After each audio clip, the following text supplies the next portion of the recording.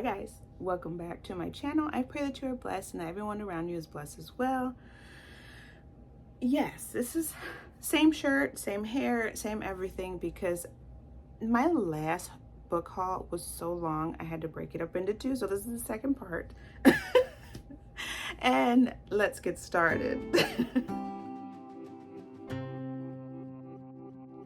So if you have not watched the first part of my book haul during my hiatus of social media, I will leave the link down in the description. Did some damage, you guys, but a lot of them are secondhand. They are used books. They are from Dollar Tree. They were sent to me. These over here were a splurge because like I said in the last video, I was able to do some wedding hair. If you don't know anything about me, this is one thing about me. I did have my cosmetology license years ago, and I missed doing like updos and stuff. And so when my friend said she was getting married, she's like, I want you to do my hair and I want Anna to do my makeup. And so me and my daughter had the honor of doing that for her, as well as the bridesmaids. And it was just so much fun. Like it was just an honor. So of course they gave us, you know, money for it, which they didn't have to. We would have still done it. But I was like, let me splurge, which I did, and I got my tattoos that I showed in the previous video. And then I got some books, you guys. And that's all I told my kids I want for my birthday this year too, is books and tattoos. That's it. So first, let's do Schuler's, which is an indie bookstore here where I live, and I love that store. Their used section is always so good. Like I've always found something that was either on my wish list or something that I was hoping to look for, and so I found some really good things. I always get books for my grandkids. Always. And so I found these on sale or on clearance. This one is Cuddly Critters for Little Geniuses, which is so cute. This is $3.49, and I got it especially because my youngest daughter Anna loves sloths. Like she loves sloth. And so my granddaughter, my 2-year-old granddaughter, loves sloths as well, which is so weird because we say they're two peas in a pod because they always fight with each other, which is funny. But she loves sloths, so I figured, oh, she would love this. And she loves animals, so this is like really cute illustrations, and I can't wait for her to see this. And then the other one I thought was so cute. It's called Grandma's Tiny House, A Counting Story. And I thought that was so cute. And I'm sure my granddaughter's gonna say that that's me, because that's just who she is. And I thought it was like so cute, like so cute. And it's a counting book, so I'm excited about that. Now, I spent $60, I believe, and I got these plus the two. The lady did overcharge me. Actually, you know what? Let's see.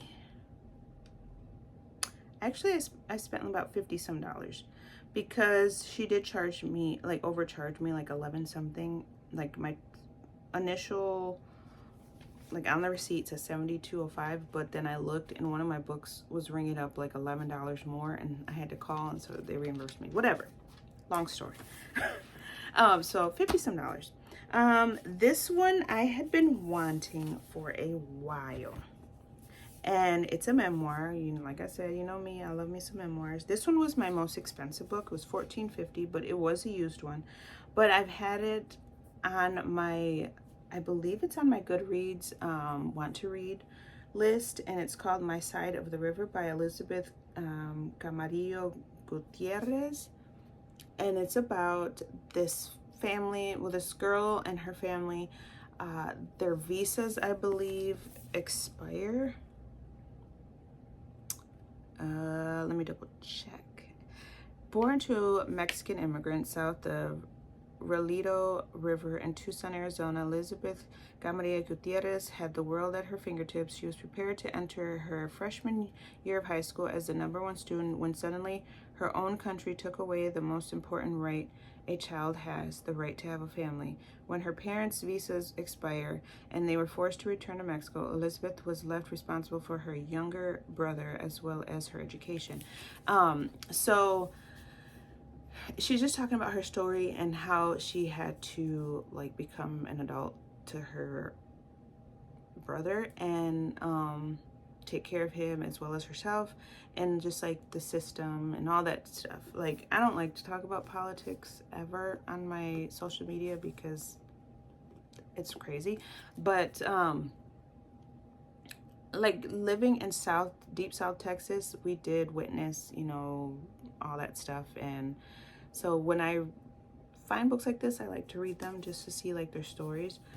Just like what was it called?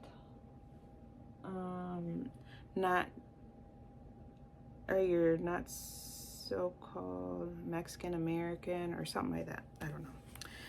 I read it a while back. And then this one is Sex, Jesus, and the Conversations the Church Forgot by Mo Issam.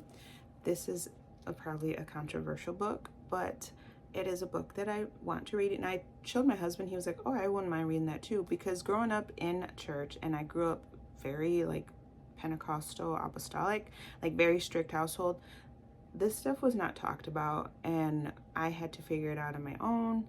And I see and I witnessed a lot of young people that had to do the same, and so this is I think it'd be a good read.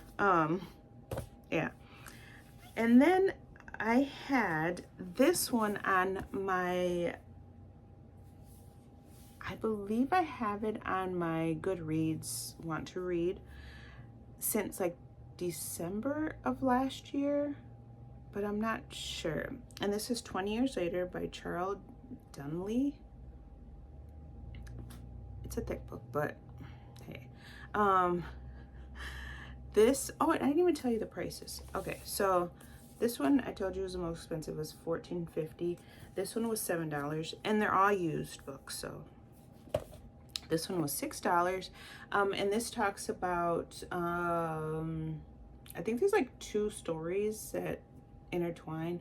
So it's Avery Mason, host of American Events, knows how to grab a TV audience's attention. Her latest story, a murder mystery laced with kinky sex, tragedy, and betrayal, is guaranteed ratings gold. New DNA technology has allowed the New York Medical Examiner's Office to make its first successful identification of a 9/11 victim in years, and there's a twist. The victim, Victoria Ford, has been accused of the gruesome murder of her married lover. So it's not even the whole thing. Like, I don't want to read the whole thing because a lot of times these synopses give the whole story away. So it's like, sounds like 2 stories intertwined, which sounds really good. This one, I think I'm the only one in the book world that has not read this, and since I am a thriller girl, I was like, why don't I have this? As soon as I seen it, I snatched it up so quick, and it was $7.50, which is Rock, Paper, Scissors by Alice Feeney. I'm so excited to read this. Like, and I've heard mixed emotions about it, but a lot of it is good. Like, there's some that are like, okay, I could have done without, but I've heard a lot of great things about this book, so I'm excited. And then I have Never Never by Colleen Hoover and Taryn Fisher, and I seen that Taryn Fisher had other books. I haven't even read that one, but I seen that Colleen Hoover blurbed this, and I was like, oh wait, like, okay, I know who that is. It's Good Half Gone by Taryn Fisher, and this one was $8. As Colleen Hoover said, The ending shattered me in a way only Taryn Fisher can. And this one sounds really good, but I don't want to give the whole thing away. So check it out. This is Good Half Gone, Taryn Fisher. Now, this one I cannot wait to read either, you guys. It's also by Taryn Fisher and it's called The Wives. This one was $6.50, and it is about this is gonna be a wild ride. Like, it's about this wife, you know, she's married to this man, but she also knows that he has other wives. I know. And she ends up finding, but like she doesn't know about them, like she's never met them or anything. She just knows that he has other wives, until she finds this phone number for this woman in her husband's laundry, and is like, let me just call, we're gonna meet up. No, it says, one day while doing laundry, you find a scrap of paper with the in his pocket and a plain reminder for a woman named Hannah, and you just know it's one of the other wives. You thought you were fine with the arrangement, but you can't help yourself. You track her down, and under false pretenses, you strike up friendship. I don't think I could do that. I don't even think I could be in that relationship. Like, what? And then Hannah starts showing up to your coffee dates with telltale bruises, and you realize she's being abused by her husband, but you don't like know that side of him. Like, and then I guess there's a mysterious third wife. I don't know, but this sounds so good. This sounds so good. I haven't even heard about this one. Neither, I mean, I didn't hear about The Good Half Gone either, but this one sounds so good. Can't wait. Now, I ended up ordering 3 books from Amazon that I was like, I went to the indie bookstore to find these said books and could not find them. So I was like, let me just order them on Amazon. I mean, one of them was there, but the one that I really wanted to go for was not there, which is, I'm so excited to read this. I know it's going to crush me because a lot of people say like it's heartbreaking, but I could not wait to get my hands on this book. Monday's Not Coming by Tiffany D. Jackson. Like, if you have not read this, if you've never heard of it, like, it's supposed to be like heartbreaking. So,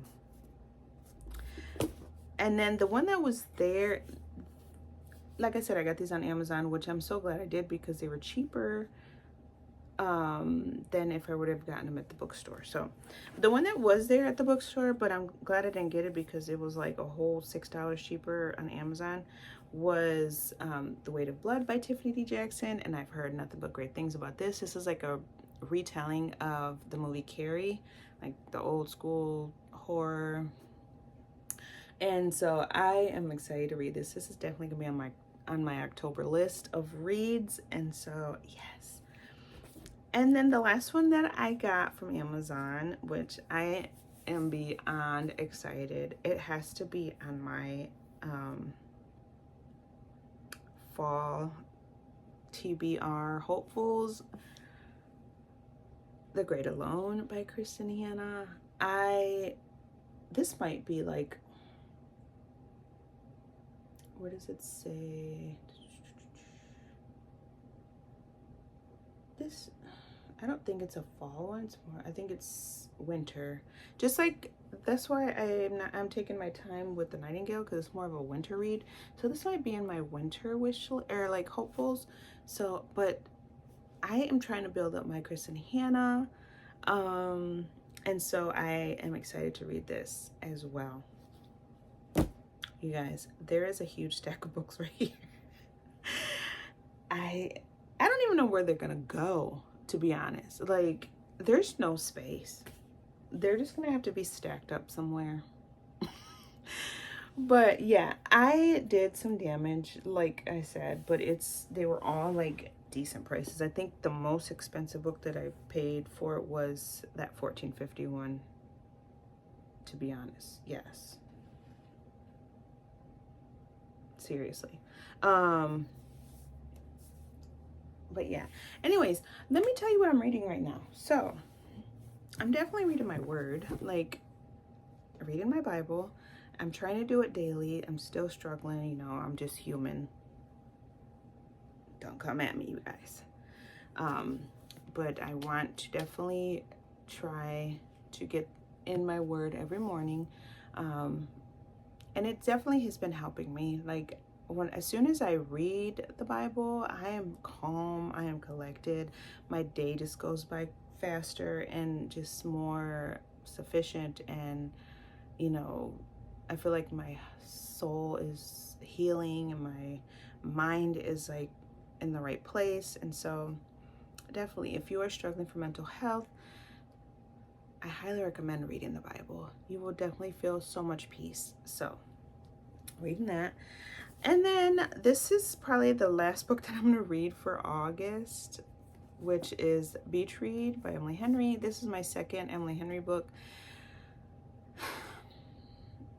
I want to say it's going to be a good read, but I'm not sure because I'm only like 80 pages in. So I just started it yesterday, I believe, or the day before. So reading this right now, trying to finish up my August TBR, but as you can tell, there's still a few that didn't get read.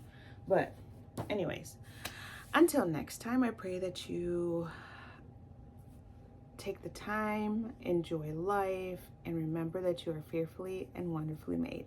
Talk to you later. Bye.